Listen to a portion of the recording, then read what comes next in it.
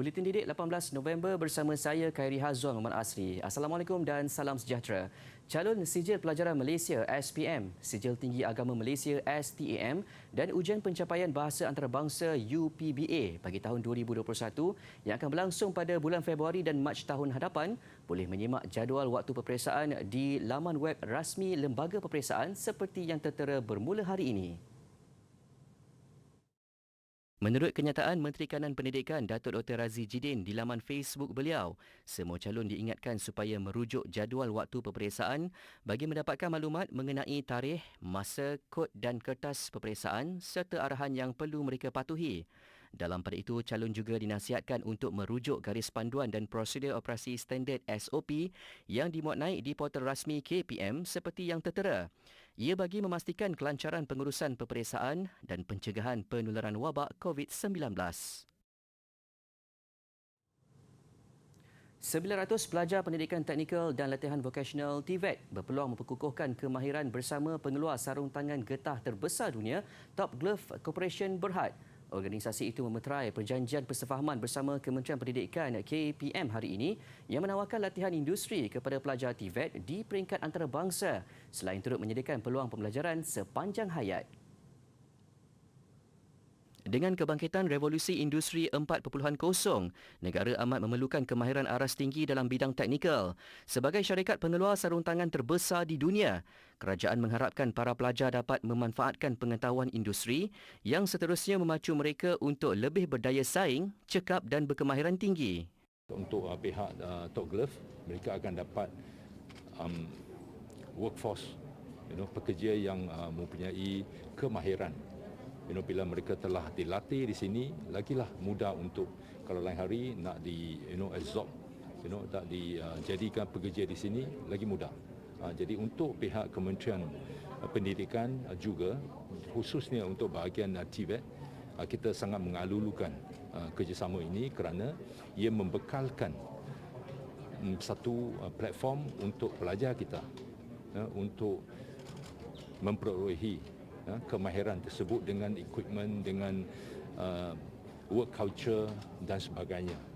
Perjanjian persefahaman selama 5 tahun antara Kementerian Pendidikan Malaysia dan Top Glove dijangka dapat memperkasakan sektor TVET Malaysia. Majlis menandatangani perjanjian itu diwakili Pengarah Bahagian Pendidikan dan Latihan Teknikal Vokasional Zanariah Ahmad bersama Pengurus Besar Kumpulan Sumber Manusia Lok Kian Mun dan turut disaksikan Timbalan Menteri Pendidikan Datuk Dr. Mahang Sun. Untuk rekod, terdapat seramai 80,000 pelajar TVET di seluruh Malaysia. Kementerian Pendidikan KPM sentiasa berusaha memastikan kurikulum yang digubal relevan dengan keadaan semasa. Menurut Timbalan Menteri Pendidikan Datuk Muhammad Alamin dalam Dewan Rakyat hari ini, silibus semasa berkaitan perubahan iklim cukup memberi kefahaman meluas kepada murid-murid dari peringkat prasekolah hingga sekolah menengah. Elemen berkaitan dengan perubahan iklim telah diterapkan dalam topik tertentu berkaitan cuaca dan iklim dalam mata pelajaran geografi, sains, sejarah serta reka bentuk teknologi. Dalam mata pelajaran tersebut, murid didedahkan dengan pengetahuan dan kefahaman mengenai cuaca dan iklim. Murid turut diberikan pendidikan melalui kerja lapangan, kajian kes dan aktiviti pembelajaran berasaskan projek. Tambah Datuk Muhammad, elemen perubahan iklim ini turut diterapkan dalam mata pelajaran lain, antaranya Bahasa Melayu, Bahasa Inggeris, Ekonomi, Pendidikan Sivik serta Pendidikan Islam dan Moral. Malah pelajar juga didedahkan dengan aktiviti literasi pencerapan cuaca dan iklim dalam pembelajaran luar bilik darjah. Bagi mempertingkatkan lagi kesedaran dan pengetahuan pelajar dalam isu ini, KPM turut menganjurkan siri webinar dan ceramah yang disampaikan oleh pihak badan bukan kerajaan serta bahan bacaan dalam bentuk bercetak dan digital. Dalam pada itu, Datuk Muhammad Alamin turut memaklumkan KPM sentiasa prihatin dalam memperkukuh langkah intervensi kesihatan mental di peringkat sekolah. Menurut beliau, 2 strategi diterapkan bagi menambah baik program Minda Sihat untuk para pelajar. Strategi pertama ialah meningkatkan kesedaran kepentingan kesejahteraan mental melalui promosi minda sihat. Strategi kedua ialah melaksanakan saringan dan intervensi minda sihat. Tambahnya, kedua-dua strategi tersebut bertujuan mengenal pasti gejala awal yang memberi kesan kepada pelajar selain bertujuan meningkatkan kemahiran murid dalam mengendalikan masalah emosi dan tingkah laku. Dalam pada itu, bagi murid yang menunjukkan tanda kecelaruan emosi seperti kemurungan dan kebimbangan yang teruk, pihak sekolah akan berbincang bersama ibu bapa atau penjaga untuk merujuk murid berkenaan kepada pakar perubatan. Selain itu, program pembimbing rakan sebaya PBRS turut digunakan sebagai pendekatan dalam membantu meningkatkan kesejahteraan psikososial dan emosi murid. KPM yakin usaha berterusan dapat menyokong murid-murid mengurus emosi dengan baik. Sekolah di Sabah tetap akan bercuti pada 30 dan 31 Mei tahun depan sempena cuti umum Tadau Keamatan meskipun tarikh itu adalah hari persekolahan dalam takwim persekolahan 2022-2023. Pengarah Jabatan Pendidikan Sabah Datuk Dr. Mistirin Radin berkata, tarikh itu adalah cuti kelepasan am yang diwartakan kerajaan negeri dan sekolah di negeri terbabit tetap tertakluk kepada ketetapan berkenaan. Jelas beliau, cuti kelepasan am negeri tidak diambil kira dalam pengiraan hari persekolahan takwim persekolahan Kementerian Pendidikan sejak dahulu lagi. Dalam konteks ini, Sabah dan wilayah Persekutuan Labuan akan bercuti pada 30 dan 31 Mei dan tarikh itu adalah hari bekerja bagi negeri lain. Perkara itu juga adalah sesuatu yang baru kerana selama ini dua tarikh itu berada dalam tempoh cuti persekolahan pertengahan tahun. Pihaknya mendapat banyak pertanyaan daripada pengetua dan guru besar berkaitan takwim persekolahan 2022, khususnya tarikh 31 Mei sebagai hari persekolahan.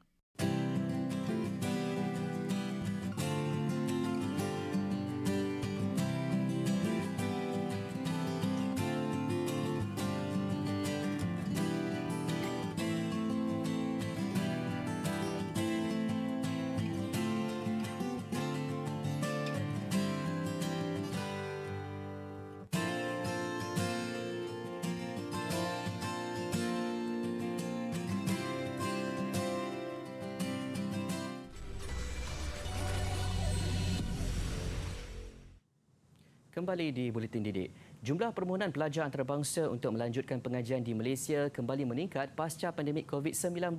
Perangkaan Education Malaysia Global Services EMGS setakat 31 Oktober lalu menunjukkan lebih 33,000 permohonan diterima dan dijangka mencecah 40,000 menjelang akhir tahun ini. Menurut Ketua Pegawai Eksekutif EMGS Muhammad Razlan Jalaluddin, 50,000 permohonan diterima pada 2019 sebelum berlaku penurunan kepada 30,000 tahun lalu. Pada masa ini, negara China masih mencatatkan jumlah permohonan ataupun pelajar antarabangsa paling tinggi, diikuti oleh Indonesia, Bangladesh dan juga Pakistan. Alhamdulillah, yang mengejutkan kita adalah permohonan untuk pengajian di peringkat sarjana dan kedoktoran itu meningkat dengan amat drastik. Untuk tahun ini, untuk sehingga Oktober sahaja, kita mencatatkan lebih 10,000 untuk PhD. Beliau hadir pada majlis pelancaran portal Discover Education Malaysia di Ibu Negara siang tadi. Ia dirasmikan Menteri Pengajian Tinggi Datuk Seri Dr. Noraini Ahmad. Tambahnya lagi, antara bidang pengajian yang sering mendapat permintaan tinggi ialah sains, perniagaan, sains sosial dan keuangan Islam. Malaysia juga diyakini berupaya menjana kesan gandaan menerusi aliran tunai mencecah 15.6 bilion ringgit sekiranya 250,000 pelajar antarabangsa melanjutkan pengajian menjelang 2025 seperti yang disasarkan kerajaan. Yuran pengajian berpatutan, kos sara hidup dan bahasa Inggeris sebagai bahasa pengantara antara penarik pelajar untuk melanjutkan pelajaran di negara ini. Parlimen Malaysia perlu menjadi pusat rujukan dalam mewujudkan perpustakaan digital. Justru yang di-Pertua Dewan Negara Tan Sri Rais Yatim berkata, perolehan dana daripada pihak berkaitan diperlukan bagi membolehkan bahan digital diarkibkan. Perpustakaan kita dengan bahan-bahan digitalnya mesti kita berikan tumpuan untuk mendapatkan dana tahun hadapan. Apa yang kita perlukan? Mewujudkan perpustakaan digital yang terbaik. Bagaimana Parlimen harus menjadi wira dalam kempen bahasa kebangsaan? Mari kita libatkan bukan Melayu, ramai dalam kempen-kempen kita. Dan kita juruskan kepada tajuk-tajuk yang boleh sama-sama diminati oleh murid serta para siswa kita di universiti. Tan Sri Rais merasmikan sambutan Bulan Bahasa Kebangsaan peringkat Parlimen di Ibu Negara tengah hari tadi yang turut dihadiri timbalan Yang di-Pertua Dewan Rakyat Datuk Muhammad Rashid Hasnon. Beliau kemudian meluangkan masa melawat pameran manuskrip dan nadir Parlimen. Pameran mengetengahkan koleksi terpilih manuskrip prosiding, undang-undang, pembangunan negara dan diplomasi Parlimen. Membawa tema Citra Tinta Warisan Parlimen, koleksi dipamerkan mulai bulan ini hingga Januari tahun depan. Penjawat awam diingatkan polisi kerajaan adalah bersifat dinamik. Ketua Pengarah Perkhidmatan Awam Tan Sri Muhammad Khairul Adib Abdul Rahman berkata, segala perubahan dilaksanakan dalam perkhidmatan awam juga bertitik tolak daripada polisi yang perlu bergerak selari dengan garis perubahan teknologi. Beliau turut menegaskan kegagalan penjawat awam memahami keperluan menyebabkan pelaksanaan polisi menjadi tidak bermakna. Tan Sri Muhammad Khairul berucap pada Majlis Penganugerahan Tokoh Alumni Tersohor UKM atas sumbangan dan pencapaian cemerlangnya dalam perkhidmatan awam dan UKM. Tambahnya, polisi sepatutnya membawa negara ke satu tahap lebih tinggi dan tidak boleh bersifat kosmetik yang hanya mengubah rupa bentuk fizikal negara. Pada majlis itu, Tan Sri Muhammad Khairul menerima anugerah itu daripada Yang di-Pertuan Besar Negeri Sembilan, Tuanku Muhriz Tuanku Munawir yang juga Chancellor UKM. Tuanku Muhriz kemudian berkenan melancarkan buku koleksi ucapan dan coffee table KPPA pada majlis yang turut dihadiri Menteri Pengajian Tinggi Datuk Seri Dr. Noraini Ahmad dan Naib Chancellor UKM Profesor Datuk Dr. Muhammad Ikhwan Toriman.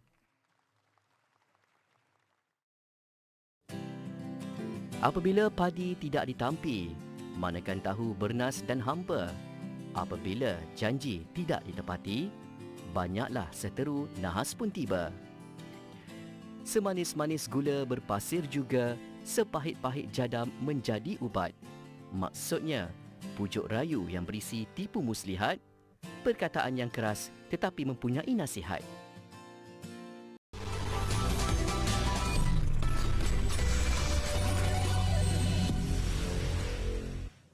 Indonesia bercadang melaksanakan program vaksinasi ke atas kanak-kanak berusia 6 hingga 11 tahun. Langkah vaksinasi itu dilakukan selepas pelaksanaan program imunisasi ke atas golongan 12 hingga 17 tahun. Menurut Agensi Pengawasan Makanan dan Ubat-Ubatan BPOM, penggunaan kecemasan vaksin Sinovac sudah diluluskan selepas kejayaan uji kaji klinikal fasa 1 dan 2 yang memberi tumpuan kepada keselamatan dan immunogenicity.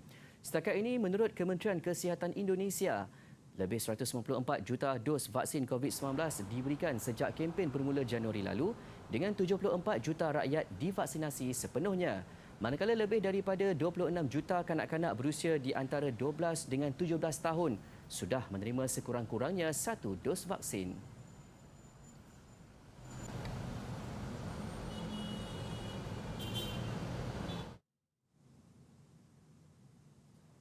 Lebih setengah juta pelajar menduduki peperiksaan kemasukan Universiti Kebangsaan di Seoul, Korea Selatan. Ia dianggap acara tahunan yang sangat penting kerana memberi mereka tempat di kolej dan universiti terkemuka dan dilihat sebagai kunci untuk masa depan cemerlang. Pihak berkuasa turut mengambil langkah luar biasa untuk meminimumkan gangguan bagi membantu pelajar menduduki peperiksaan itu. Antaranya termasuklah pejabat awam, bank dan pasaran saham yang dibuka lewat sejam daripada biasa untuk membantu mengurangkan trafik dan memastikan pelajar tiba tepat pada masanya. Dikenali sebagai Sunyong, ujian 9 jam itu penting bukan sahaja untuk mendapatkan tempat di universiti terkemuka tetapi juga status sosial yang tinggi, kerjaya yang menguntungkan dan juga prospek perkahwinan. Tekanan besar ke atas pelajar dalam sistem pendidikan ultra kompetitif Korea Selatan dikatakan menjadi punca kemurungan remaja.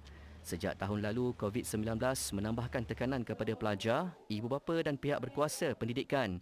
Mereka yang menduduki peperiksaan perlu menghadiri kelas secara dalam talian 2 minggu sebelum ujian, manakala pelajar lain dan keluarga mereka dinasihatkan untuk tinggal di rumah. Keputusan peperiksaan akan diumumkan pada 10 Disember depan.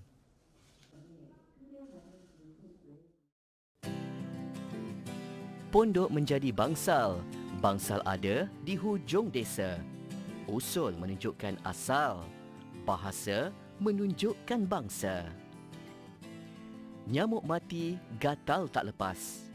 Maksudnya, menaruh dendam kepada orang yang berbuat jahat meskipun yang jahat itu sudah dihukum.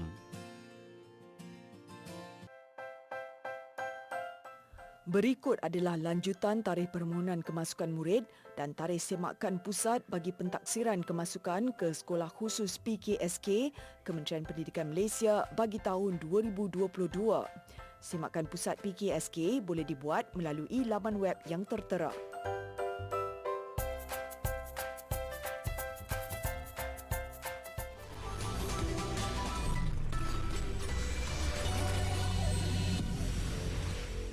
Masih di Buletin Didik, terus ke laporan sukan.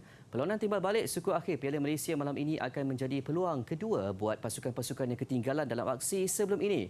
Sarawak United tidak terkecuali dengan masih mempunyai peluang membuat kejutan apabila hanya memerlukan kemenangan dengan margin tipis sekurang-kurangnya 1-0 ke atas Terengganu FC untuk menjadi pasukan tunggal dari Liga Perdana yang masih meneruskan saingan ke fasa 4 terbaik.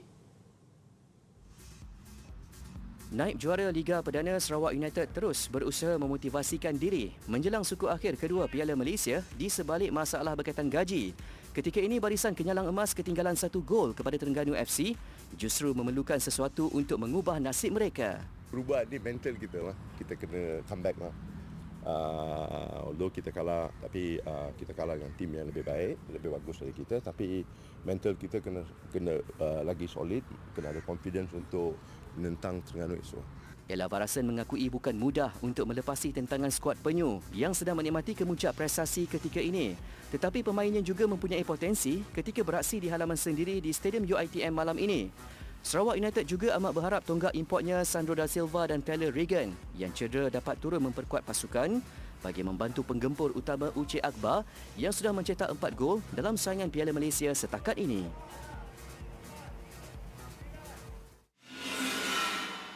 Sementara itu, Kedah Darul Aman KDAFC menagih khidmat penyerang Cece Kipre menjelang aksi suku akhir kedua menentang JDT di Stadium Sultan Ibrahim malam ini. Penyerang import kelahiran Ivory Coast itu terlepas peluang bersama skuad hijau kuning pada aksi suku akhir pertama selepas mengalami kecederaan tendon. Malah pada perlawanan Ahad lalu, Kedah turut terpaksa melupakan khidmat dua tonggak import Rabi Ataya dan M. Anumanten yang kini bersama skuad kebangsaan Lubnan dan Singapura. Sekiranya Cece Kipre yang sudah meledak 10 gol pada saingan Liga Super musim ini dapat diturunkan, sudah pasti dia akan digandingkan semula bersama Kepas Sherman di bahagian serangan sekaligus dapat memecah-kacirkan pertahanan JDT. I think just the medical staff and we just do very hard work, but I just feel a bit better. So we just have training the last training again to see if I can be able to play, but it's on the good way and hopefully tomorrow I'll be in the pitch. Untuk rekod daripada 5 perlawanan kedua-dua pasukan dalam saingan Piala Malaysia sejak 2017, skuad hijau kuning hanya menang sekali, seri sekali dan tewas 3 kali kepada Harimau Selatan. 4 slot separuh akhir Hoki Piala Tun Abdul Razak Wanita 2021 hanya akan ditentukan esok. Selepas perlawanan terakhir kumpulan X dan Y, ekoran kutipan mata setakat 2 perlawanan menyaksikan tiada mana-mana pasukan yang dapat mengesahkan tempat. Dan aksi yang berlangsung hari ini pula berkesudahan dengan Kuala Lumpur menang 1-0 ke atas juara bertahan Pahang, sementara Melaka catat keputusan seri kedua berturut-turut berdepan Pulau Pinang. Berlangsung di Stadium Hoki Nasional Bukit Jalil, jaringan tunggal Kuala Lumpur hadir pada minit ketiga menerusi gol padang Nur Zafira Aziz. Dan kini keputusan seri bertemu Selangor esok sudah cukup untuk membawa Kuala Lumpur ke separuh akhir. Namun Selangor pula perlu mencari kemenangan untuk turut layak secara rasmi sebagai wakil kumpulan X. Sementara itu bagi saingan kumpulan Y pula, aksi Melaka dan Pulau Pinang tamat dengan keputusan seri tanpa jaringan untuk masing-masing akur berkongsi satu mata. Pertemuan Kedah dan Pulau Pinang esok bakal menjadi penentu dengan Pulau Pinang perlu meraih kemenangan jika mahu ke separuh akhir secara mutlak. Manakala Kedah pula hanya memerlukan keputusan seri untuk mereka mengesahkan slot ke separuh akhir Sabtu ini. Gelagat angkasawan China melakukan senaman Tai Chi di dalam kapal angkasa Shenzhou mengakhiri Buletin Didik. Saya Khairi Hazwan Muhammad Asri. Salam hormat dan Assalamualaikum.